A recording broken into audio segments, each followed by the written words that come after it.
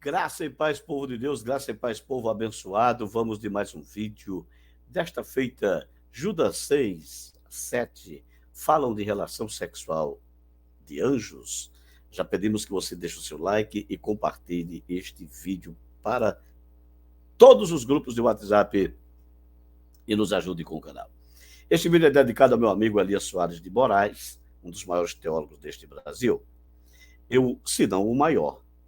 Eu ouvi em um debate com o mestre César Cavalcante, que também é um dos maiores monstros da teologia brasileira, um ícone da teologia brasileira, um homem de um conhecimento assim notório e, sabe, dispensa todo e qualquer comentário.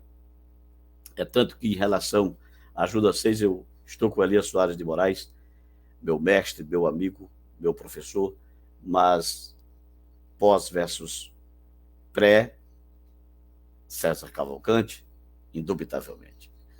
Então, veja só a situação. Eu estou diante de dois grandes ídolos, para mim, dois grandes ídolos da teologia brasileira. Eu sou fã de ambos. Quero deixar isso muito bem claro, muito bem notório.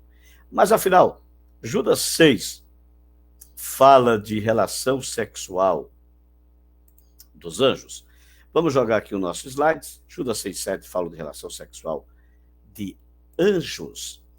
O texto discutido, versículo 6,7, está aqui.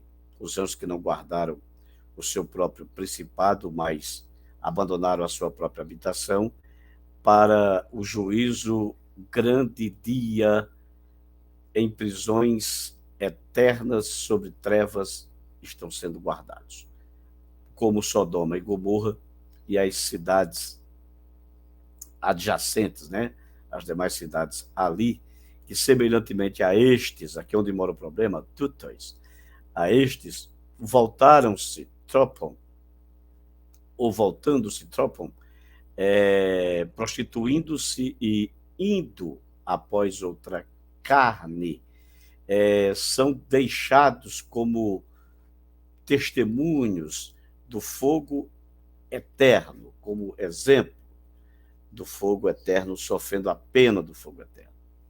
Pois bem, vamos direto ao tema, ao texto, para nós não perdermos tempo. Vamos fazer um trabalho com todo o texto para entendermos os contextos à lei, tá? Primeiro, nos versículos 1 e 2, o autor se apresenta, né? Judas, servo de Jesus Cristo, o irmão de Tiago, aos amados em Deus Pai e de Jesus Cristo, guardados e eleitos em Jesus Cristo, amados em Deus Pai, guardados e eleitos em Jesus Cristo, misericórdia, paz e amor, a saudação de Judas àquela igreja. No versículo 3, Judas faz uma breve introdução. Ele vai dizer, aí problema no meu mouse, vamos lá, mouse, isso. Ele vai colocar, amados, tendo feito aqui, esforço para vos escrever acerca da nossa comum salvação, necessariamente achei ou tive necessidade de vos escrever, exortando-vos a combater a fé que uma vez foi dada aos santos. Pistei, rapax, uma única vez, paradotfeis etóis hagios. O grego não segue a ordem sujeito, verbo e predicado, tá? Mas para combater a fé que uma vez foi dada aos santos. Então, essa é a introdução de Judas. Judas, amados, eu quis escrever a vocês acerca da fé comum e achei necessário orientar vocês a batalharem pela fé que uma vez foi dada aos santos. Aqui falando de fé como doutrina, né? Fé doutrinária. No versículo 4, ele apresenta o macrotema, que é o tema central. De que ele vai tratar? Contra o que esses cristãos terão ou teriam que batalhar? Paraseidos gartinis anthropoi, introduziram-se alguns homens, roi palai programenoi e instituto crima, que antigamente ou que previamente, desde a antiguidade, já estavam prescritos para este juízo, acebes ten, homens ímpios, né? Acebes, ímpios, tentuteu remorrarita, que a graça do nosso Deus metatipfentes eis acelgaia, transforma ou transtornam em acelgaia. Acelgaia aqui é dissolução, devassidão sexual, tá? E toda forma desenfreada de ação, mas voltada no contexto bíblico com muita frequência para dissolução sexual, para devassidão sexual. E que o único soberano e o nosso Senhor Jesus Cristo desprezam. Então aqui está o macrotema. Qual é o macrotema? O macrotema é: se introduziram no meio de vocês homens que desde a antiguidade estavam prescritos para esse juízo, homens ímpios que transtornam a graça de Deus em acelgeia, em sensualidade, sexualidade, devassidão sexual. Aqui, para quem quiser conferir, Robertson, né, dicionário do Robertson, tá? E as páginas, depois você para aí e você faz a sua consulta, tá bom? Então esse é o tema. Homens que se introduziram na igreja praticando o quê? Praticando sensualidade. Todo tipo e toda forma de exagerada de ações contra a igreja de Deus, com ênfase em sexualidade. Do versículo 5 a seguir, ele desenvolve a exortação, citando vários exemplos. Lembrar a vós e lembrar-vos faço, eidotas rimas rapax panta, sabendo vós, de uma vez por todas, ou sabendo vós de tudo, rota Jesus, que Jesus, laon ecte aegypto sossas, salvando o povo do Egito, todelteron tus me pisteusantas, aqueles que não creram, todeltera, depois apolesan, os destruiu. Isto é, ele salvou o povo do Egito, mas aqueles que não creram, posteriormente foram destruídos. Por quem? Por Jesus. Aqui, já abrindo um parênteses, já se fala também de que o Deus do Antigo Testamento é o mesmo Deus do Novo Testamento, tá? Portanto, mostrando a divindade de Jesus. Então, o primeiro ponto ali, Deus tirou um povo do Egito, que são os argumentos de Judas.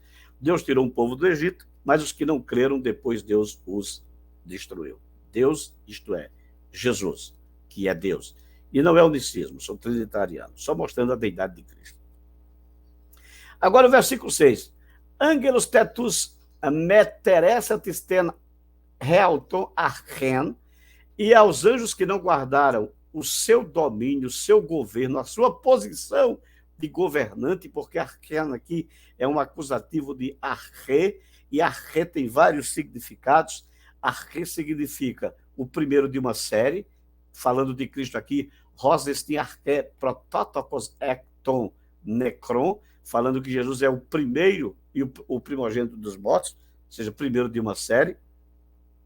Princípio de tempo, en arche enólogos, João 1, princípio de tempo, também falando de arque. Começo ou extremidade de lugar ou de coisas ou de lençóis. Teorei, ele viu, Tom Uranu, ele viu os céus aberto e descendo um vaso,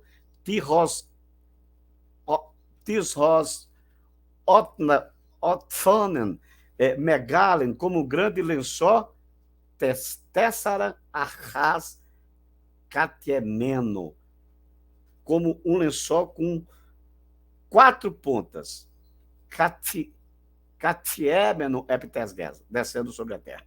Então, mostrando que as 4 pontas de um lençol também é o começo de uma extremidade, e você tem aqui Arras, que vem de arche. E o quarto significado, primeiro, em posição, poder, domínio e governo. Você tem isso lá em Lucas 20:20. Rina epilambota authu logo, tentando apanhá-lo em alguma palavra, roste paraduna autu te arché, para o entregar a quem?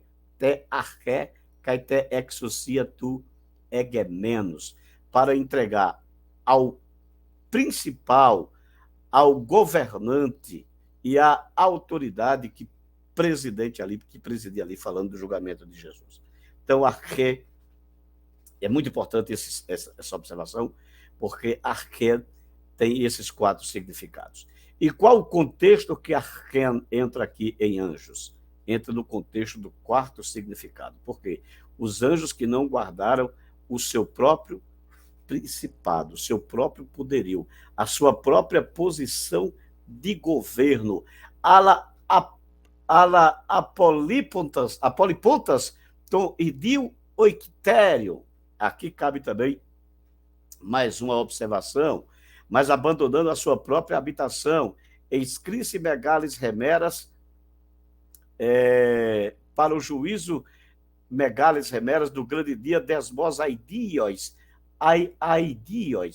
em prisões eternas, ripudzophon tetereken, debaixo de trevas ou sob trevas, estão sendo guardados. Então, você tem archen, que é principado, e você tem oicterion,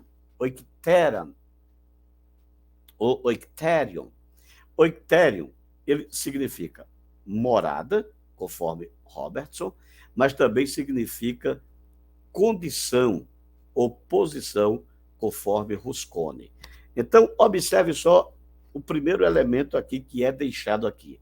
O que os anjos deixaram? Os anjos deixaram a sua condição orgânica, no caso estrutural, ontológica, vamos pegar um termo melhor, deixaram a sua posição ontológica, isso é, deixaram de ser anjos espirituais para serem anjos carnais, para serem seres carnais? Não.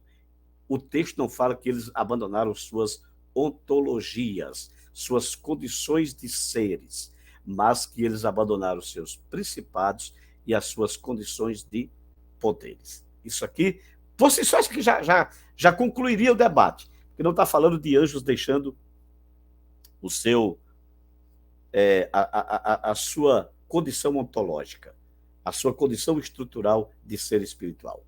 Não é isso. Permaneceram seres espirituais.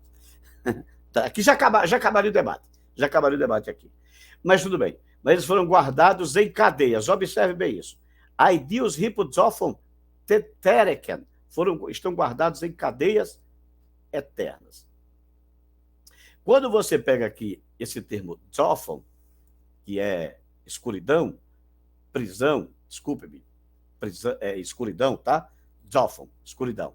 Desmos, cadeias, aidios, cadeias eternas, hipozophon tetereken, cadeias eternas debaixo, hipo, debaixo, zophon, de trevas, tetereken, tetereken foram guardados. Ok? Zophon, é importante você atentar para isso, porque Zophon é trevas, que serve justamente para o contexto paralelo da 2 de Pedro 2,4. Está aqui, ó, 2 de Pedro 2,4. O que diz 2 de Pedro 2,4? Regar roteos, e se Deus angelo ramarteranton aos anjos que pecaram, uc efeiçato, não os popô, ala, seirais zofo, olha só, seirais zofo, tartarossas, mas os lançou nas trevas do Tártaro, Zófos, trevas do Tártaro. O que você quer observar aqui, professor Feira? Quero observar aqui, vou até anotar aqui, quero observar aqui um outro detalhe. Qual outro detalhe? A punição dos anjos, a punição foi trevas e cadeias eternas. Essa foi a posição dos anjos, tanto em Judas 6, como em 2 de Pedro 2,4.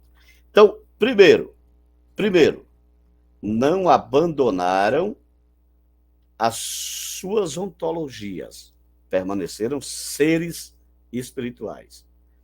Eles abandonaram posição. Abandonaram posição. Ok? Abandonaram posição. Segundo, o castigo foi cadeias eternas na escuridão. Então, esse é o segundo exemplo. Agora, Judas vai para o terceiro exemplo. Esse terceiro exemplo é o de Sodoma e Gomorra. E você vai observar que a punição para Sodoma e Gomorra não foi a mesma punição para os anjos, tá? Não foi a mesma posição para os anjos. Mas o outro detalhe que você deve observar também em Judas 6 é que Vamos mais à frente. Eu quero falar do ido após outra carne. Vamos lá. Então, veja bem. Primeiro, os anjos não abandonaram sua estrutura ontológica. Eles não se transformaram em outros tipos de seres. Tá? Segundo, a punição deles foi cadeia eternas em escuridão, ou no Tártaro, conforme Pedro, mas em escuridão. Agora, olha só a diferença para Sodoma e Gomorra. Olha só a diferença para Sodoma e Gomorra. Ros Sodoma cai Gomorra, como Sodoma e Gomorra, cai rai peri altas póleis e as cidades adjacentes. Tom homoion tutois, que semelhantes a estes tropam, voltaram-se. Pornel sassai, prostituindo-se, cai, apeltu saiopisso sarcós, héteras, e indo após outra carne. Observe. Quando você pega a expressão apeltu saiopisso sarcos, heteras, indo após outra carne, a coerência semântica aqui está se falando de seres que eram carne e foram após outra carne, ou seja, e foram prostituir-se, ou foram praticar sensualidade, que seja homoafetiva ou não é disso que estou falando, não quero aqui confusão com os homossexuais, quero deixar isso aqui muito bem claro. Mas o que eu quero dizer aqui, se foram após heteras sarcós, outra carne, significa dizer que quem foi após outra carne? Alguém que é carne, não alguém que é espírito. Não está falando de seres espirituais que foram em busca de seres carnais, mas está falando de seres carnais que foram em busca ou após outros seres carnais. Ou seja, que seguiram os exemplos de outros seres carnais, que se entregaram à carnalidade. Você observa que isso está dentro do macrotema? Consegue perceber isso? Lá do versículo 4, homens que se introduziram e transtornaram a graça de Deus em asselgeia, isto é, devassidão carnal. Consegue entender? Então, não está falando de seres que deixaram uma condição de espírito e foram após uma condição carnal, mas de seres que já eram carnais e foram após uma outra carne, se misturaram com outras carnes, isto é, praticaram pecados carnais com outras pessoas que eram carnais, assim como eles também o eram. Isso está falando agora da ontologia dos de Sodoma e Gomorra, das cidades adjacentes e de suas práticas carnais. Quais eram as ontologias? Eles eram seres orgânicos. E quais as suas estruturas orgânicas? Carne, antes e depois. Por isso foram após outra carne. Aqui já acabaria o debate mais uma vez. Apeltu, opisso, sarcós, heteras. Por coerência semântica, os personagens referidos eram carne que iam após outra carne. E mais, olha só isso. Homo anthropo tutus ec porneo sassai. O pronome é um referente psicológico. Qual pronome? O pronome tutus. Esse pronome aqui, ó. Tutus. Aqui eu preciso falar para você sobre as funções do pronome. Você tem aqui os pronomes demonstrativos, que eles possuem funções anafóricas e catafóricas. Anafóricas, quando ele se refere a um elemento substantivado que vem acima, aná, acima. Catafóricas, quando se refere a um elemento substantivado que vem abaixo, catá, abaixo. Ok? Ok. Acontece que esses pronomes demonstrativos, eles se referem a elementos substantivados próximos ou distantes. Ok, professor Feira, até aí tudo bem. Só que a coerência semântica leva a 3 tipos de próximo ou distante. Distante, para equeiros em via geral. Equeiros pode ser traduzido por ele? Pode, sem problema. Pode sim. Mas equeiros nem no texto aparece aqui. O que aparece é tutas, a forma dativa de rutas.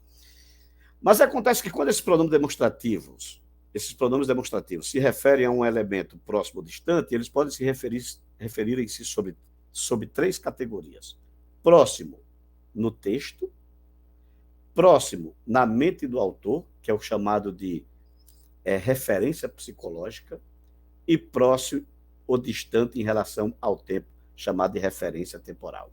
Então, você tem a referência textual, um elemento que está próximo do texto, você tem a referência temporal, um elemento referindo-se a tempo, ou seja, daquele dia e hora ninguém sabe, só para que você tenha uma ideia, referindo-se a tempo, e você tem a referência psicológica, que é aquilo que está na mente do autor.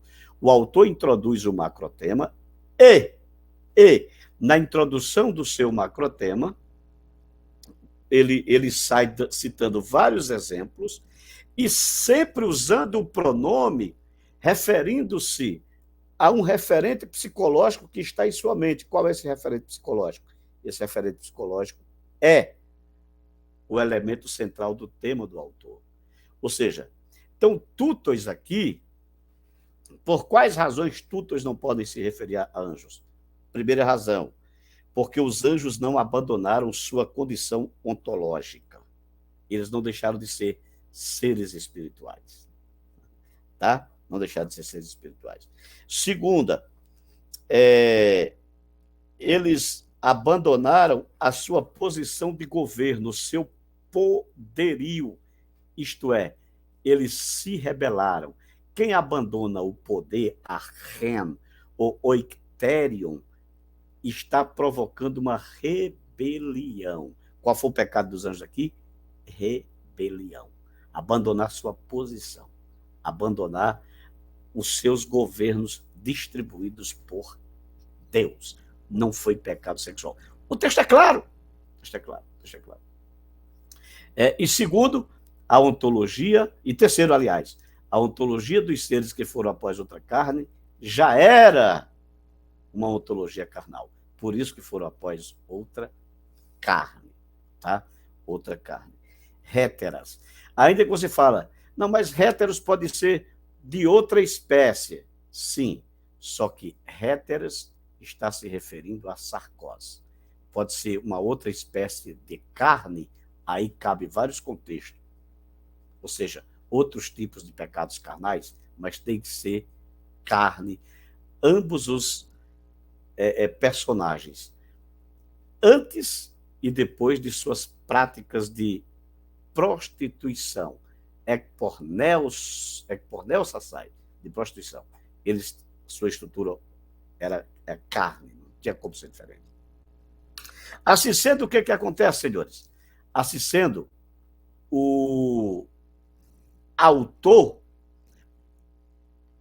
da epístola não está jamais falando que os anjos se prostituíram, mas eles estão citando vários exemplos. Quais são os exemplos? Primeiro exemplo, só relembrando aqui para você, nem precisa voltar ao slide. Os que saíram do Egito, depois os que não creram, Jesus os destruiu. Os anjos que pecaram como? praticando rebelião contra Deus, abandonando as suas próprias condições, oicterion e archen, seus principados e domínios. Eles estão sob pena de fogo eterno, ou melhor, de escuridão eterna, sob cadeias da escuridão eterna. Quarto, os seres de Sodoma e Gomorra, tanto antes quanto depois de suas práticas de prostituição, eles eram seres carnais, Portanto, indubitavelmente, o pronome tutos entra aqui no seu aspecto de referente psicológico, aquilo que está na mente do autor. Você vai ver isso em Wallace e em muitos outros gramáticos, todos os gramáticos com gramática de exegese. Vai trabalhar isso que eu estou falando.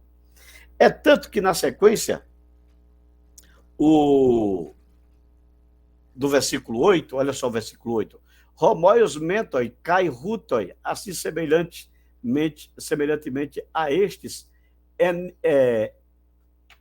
enipniadzomenoi sarca, men miainusim quiriotera, ou seja, estes corrompendo a carne, desrespeitam os governantes, quiriotera, os senhores, os poderosos, as glórias, e blasfemam contra toda a soberania. E eu nem preciso falar de mentor, que é uma conjunção afirmativa ou concessiva. De fato, dando ênfase sempre a estes. Estes quem? Os homens do versículo 4. Em todo o resto do texto em que os pronomes aparecem, versículo 6, ele dá o exemplo do arcanjo Miguel, que não usou de palavra inflamatória, discurso contra o diabo.